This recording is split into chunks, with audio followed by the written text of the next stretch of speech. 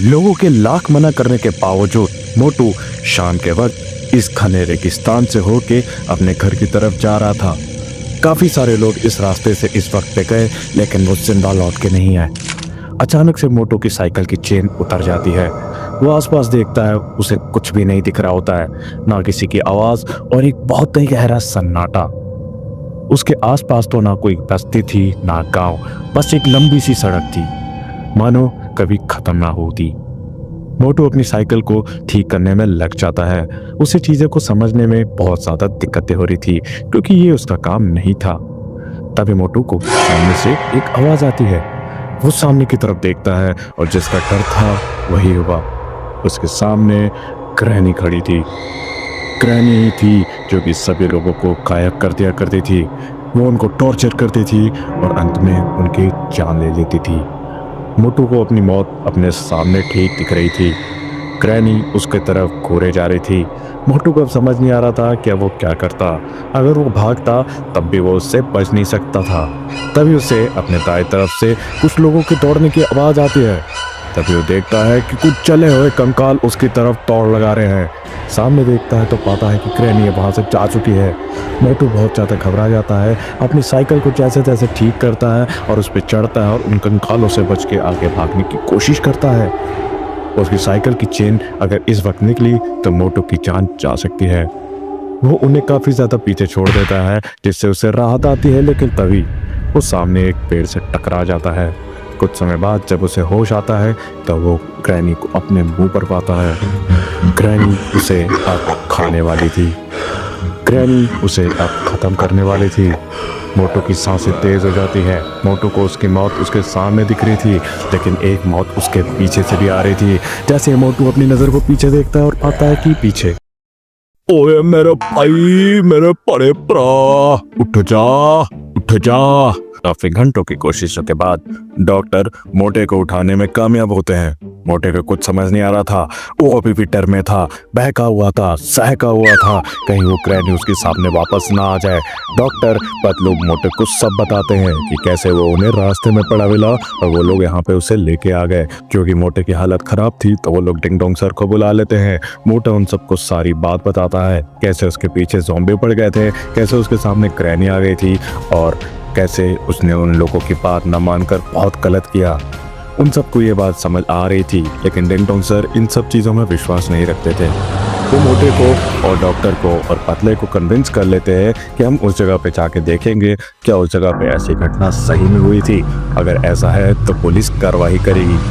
मोटा पहले तो नहीं मानता, लेकिन उसे ये करना ही पड़ता है ताकि वो अपने डर को भगा सके। मोटू को भी लग रहा था कि ऐसा कुछ हो ही नहीं सकता, उसके साथ कुछ जरूर वहम हुआ है। वो लोग उस जगह पहुंचते हैं, लेकिन उन्हें वहाँ पे कुछ भी नहीं दिखता है। हर चीज़ खाली थी, चारों तरफ सन्नाटा ही सन्नाटा।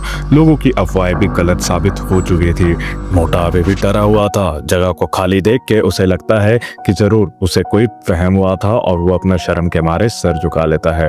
वो लोग उस बात को समझ जाते हैं और वो लोग अपने घर की तरफ निकल जाते हैं। डिंग डोंग सर की गाड़ी के अंदर। गाड़ी बहुत ज़्यादा तेज रफ्तार में थे, लेकिन तभी गाड़ी के सामने कुछ ऐसा आता है जिसकी किसी ने कल्पना नहीं की थी।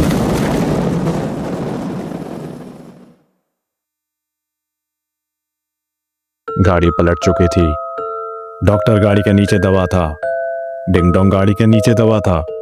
पतला गाड़ी के बाहर बेहोश पड़ा था। मोटा थोड़ा होश में था और उसके सामने जिसका डर था वही आ चुकी थी, ग्रैनी। गाड़ी से तेल लीक हो रहा था। उन्हें जल्द से जल्द कुछ करना था, लेकिन मोटा सहमा का सहमा रह गया। कार एक्सीडेंट के बाद मोटू पतले की बॉडी को उठाते हुए इधर उधर भाग रहा था। उसे जैसे तैसे ग्रैनी से बचना था। वो कुछ ढूंढ रहा था, लेकिन इस रेगिस्तान में उसे मिलता तो मिलता क्या। लेकिन तभी उसके कदम रुक जाते हैं और वो पाता है कि इस वीरान रेगिस्तान में एक समुद्र है।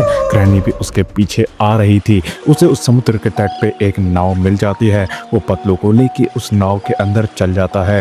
देर रात हो जाती है। आधी रात तक ग्रैनी का कोई नामो निशान नहीं था। पतलू को होश नहीं आ रहा था और मोटू उसे उठाने की बहुत ज़्यादा कोशिश कर रहा था, लेकिन अभी भी पतला होश में नहीं आ रहा था। थोड़ी देर में पतले की आंखें खुलने लगती है। पतला कुछ समझ पाता उससे पहले ही मोटू उसे गले लगा के बहुत रोने लगता है। मोटू उसे कहता है कि मुझे लगा कि मैंने तुम्हें खो दिया। तभी अचानक से पतले को दूर से आवाज़ें आने लगती है। उनकी नाव पे पानी का बहाव इस तरह बढ़ रहा था जैसे पानी में धमाके हो रहे हों। तभी पतलू को अंधेरे में से आते भी ग्रैनी दिखती है और ग्रैनी अब पहले से काफ़ी ज़्यादा बड़ी हो चुकी थी।